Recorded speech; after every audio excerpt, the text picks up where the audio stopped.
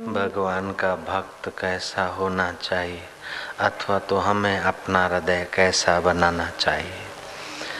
अगर चपरासी कहता है कि साहब फलानी जगह मिलेंगे तो संदेह होता है, नौकर कहता है कि सेठ फलानी जगह मिलेंगे तो संदेह की जगह है, लेकिन वो सेठ स्वयं कह दे कि मैं भाई फलानी जगह पर ही मिलूँगा आपको, तो आपको तसल्ली होती है।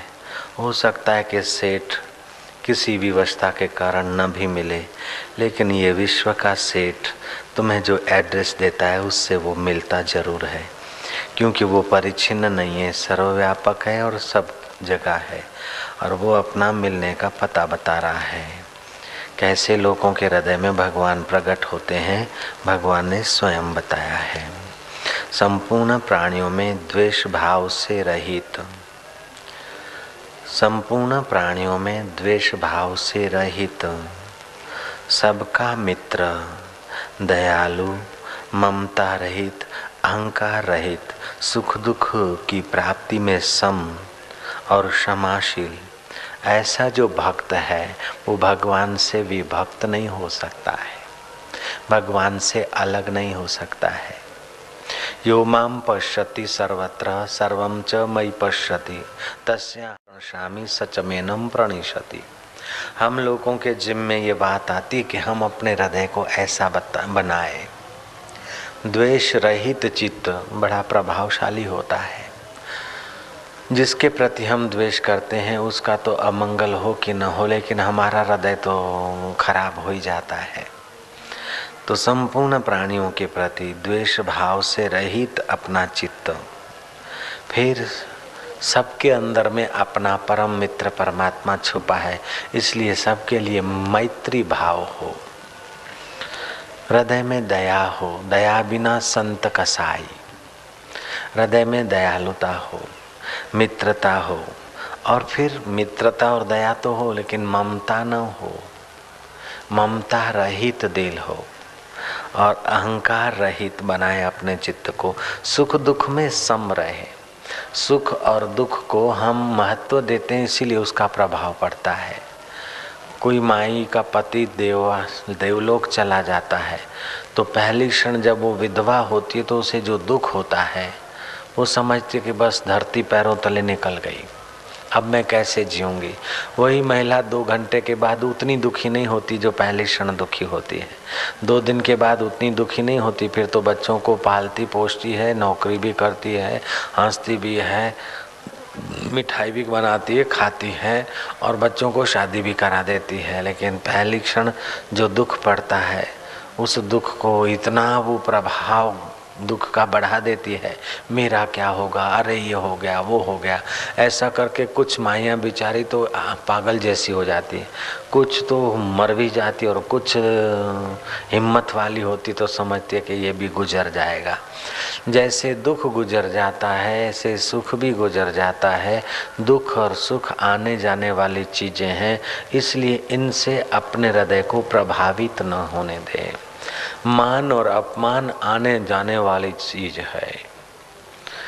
लोग मेरा इंसल्ट होता है, मुझे बड़ा गुस्सा लगता है, तो तू ऐसी जगह पे जा जहाँ इंसल्ट होता रहे। जयराम जी की, मेरे को जरा कोई मेरे बात नहीं मानता, मेरे को बहुत दुख होता है, गुस्सा होता है। यही तो जीतना है ना। दुनिया को संवार ले, ये कोई बड़ी बात नहीं। अपने अंतःकरण को संवार ले कि परिस्थिति के प्रभाव में बह न जाए, परिस्थिति का स्वामी बन जाए। यही तो पुरुषार्थ है, यही तो साधना है, इसी को तो साधना है। सुखम वा यदि वा दुखम स योगी परमो मताः। पतंजलि का योग है चित्तवृत्ति निरोध। 2 औषधियों के मेल को आयुर्वेद ने योग कहा, 2 अंकों के मेल को गणित ने योग कहा, चित्त की वृत्ति के निरोध को पतंजलि ने योग कहा। लेकिन कृष्ण का योग तो चलते फिरते, खाते पीते, हंसते खेलते, रोते झगड़ते, श्री कृष्ण का योग तो तुम कर सकते हो। चालू व्यवहार में यहाँ कोई चंदन लाना नहीं है, अगरबत्ती जलाने का कोई आग्रह नहीं, धूप जलाने का कोई आग्रह नहीं, दिया जलाने का कोई आग्रह नहीं, गिरी गुफा में ही बैठे रहने का कोई आग्रह नहीं। आग्रह तो इस बात का है कि हृदय गुफा में चोट न लगे, बस उतनी सावधानी करो तो तुम्हारा परम योग हो जाएगा। 100 वर्ष की निष्कपट भक्ति से भी दोषण साधु संग ऊंचा माना गया है। साधु वह है जिसने अपने स्वभाव को साध लिया है। 1000 वर्ष की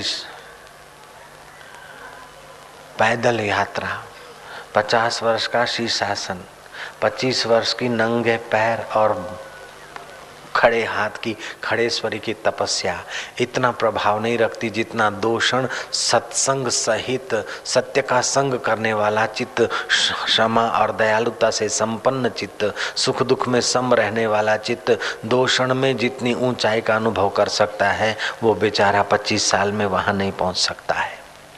पौराणिक गाथाएं तुम लोगों ने बहुत सुनी होगी। विश्वामित्र और वशिष्ठ जी आपस में परिचित हो गए थे। एक बार विश्वामित्र के वहां वशिष्ठ जी गए तो विश्वामित्र ने वशिष्ठ जी का आवभगत करते हुए विदाई के समय, अभी तो रुपए दक्षिणा में दिए जाते हैं, पहले के जमाने में तपस्या दी जाती थी, तो विश्वामित्र ने 60,000 वर्ष तपस्या का फल वशिष्ठ जी के स्वागत में भेंट किया। अब वशिष्ठ के वहां जब विश्वामित्र गए तो विश्वामित्र के स्वागत में वशिष्ठ जी ने 2 क्षण सत्संग का पुण्य अर्पण किया। विश्वामित्र झिझक गए, झुलस गए कि ये तुम हमारा अपमान करते हो, हमने तुम्हारे स्वागत में 60,000 वर्ष तपस्या दी और तुम हमको 2 क्षण सत्संग का पुण्य दे रहे हो, मेरा घोर अपमान है। वशिष्ठ ने कहा, नहीं मुनीश्वर, अपमान नहीं है, आपका पूरा मान हो रहा है। 2 क्षण सत्संग आपकी 60,000 वर्ष तपस्या से ज्यादा है। बोले कैसे पता चले? कि चलो ब्रह्मा जी के पास, दोनों योगियों के पास योग सामर्थ्य था। ब्रह्मदेव के पास गए, ब्रह्मदेव ने देखा कि दोनों अपनी अपनी जगह पर एक है। अगर सत्य बात कहूँगा तो विश्वामित्र कुपित हो जाएगा, खाम खा क्यों मुसीबत मोल लेना, खाम खा झगड़ा क्यों मोल लेना। ब्रह्मा जी ने युक्ति खोज निकाली, बोले देव दानव संग्राम का चिंतन और लोक सृष्टि करने का चिंतन, इस चिंतन से मैं अभी थोड़ा बिजी हो गया हूँ, तो तुम्हारे जैसे ऋषियों का निर्णय करने के लिए तो कुछ फ्रेश वातावरण चाहिए, अभी मैं बड़ा व्यस्त हूँ, इसलिए आप ऐसा करिए कि भगवान नारायण के पास चले जाइए। भगवान नारायण के पास गए तो नारायण ने देखा कि अब विश्वामित्र तो सत्य सुनने की तैयारी नहीं है, इनको जरा प्रैक्टिकल प्रयोग मिलना चाहिए। भगवान नारायण ने भी नारायणी लीला की। नारायण कहते हैं कि देखो देवदानव संग्राम से मेरा हृदय तो कठोर हो गया है, अब कठोर हृदय से तुम्हारे जैसे ऋषियों का निर्णय करना मुझे अच्छा नहीं लगता है। आप ऐसा करो कि शेषनाग के पास चले जाओ। दोनों ऋषिवर पाताल लोक में आए, शेष को कहते हैं कि भाई अब तुम ही हमारा निर्णय करो। शेष बोलता है कि मैं पृथ्वी का भार उठा उठा के थका हूँ, आप अपनी तपस्या के बल से पृथ्वी को थाम दीजिए तो मैं जरा फ्रेश हो जाऊं, फिर आपके सत्संग और तपस्या का किसका ज़्यादा प्रभाव है उसका विचार विमर्श करें। विश्वामित्र कहता है कि मेरे 60,000 वर्ष तपस्या के बल से, हे वसुंधरा देवी तू टिक जा। शेष ने जरा सा सिर हटाया तो वसुंधरा डोलायमान हो गई। बोले गई गई संभालो। वशिष्ठ ने कहा, हे वसुंधरे माँ, 2 क्षण का मेरे समता का सत्संग का पुण्य के प्रभाव से मातेश्वरी आप यहीं इसी अवस्था में रही है। पौराणिक कथा कहती है कि पृथ्वी की स्थिति वही की वही रही। 2 क्षण सत्संग बढ़ गया 60,000 वर्ष तपस्या से। विश्वामित्र बोलता है शेषनाग को कि हमारा निर्णय करो। नहीं, शेषनाग बोलता है आपका निर्णय हम क्या करें, वो तो पृथ्वी देवी ने ही कर दिया महाराज, मैं काहे को आप जजमेंट सुनाऊं, आप ही देख लीजिए महाराज। अब घटित घटना हो चाहे समझाने के लिए कहानी हो, लेकिन ये बात सुविदित है कि 50,000 वर्ष या 60,000 वर्ष का तप करने वाला जब कर्ता बना रहता है, उसकी अपेक्षा कर्ता जब 2 क्षण अपने ब्रह्म भाव में होता है उसकी कीमत ज़्यादा होती है। जय राम जी की।